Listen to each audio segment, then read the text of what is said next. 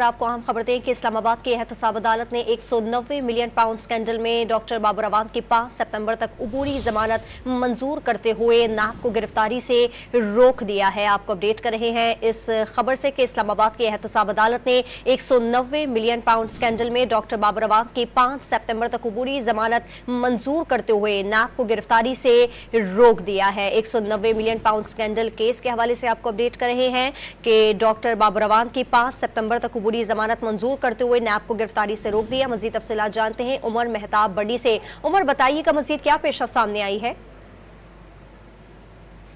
ने 190 million pound scandal नैब तहकीकात में डॉक्टर बाबर अवान की जमानत कबल गिरफ्तारी की दरख्वास्त जो है वो मंजूर कर ली है। 5 सितंबर तक बाबर अवान को गिरफ्तारी से रोक दिया है और अदालत ने 20,000 रुपए के जमानती मुचलकों के इवज ये जमानत की दरख्वास्त मंजूर की है। बाबर अवान की दरख्वास्त पर नैब को 5 सितंबर के लिए नोटिस भी जारी किए गए हैं और जवाब तलब किया गया है।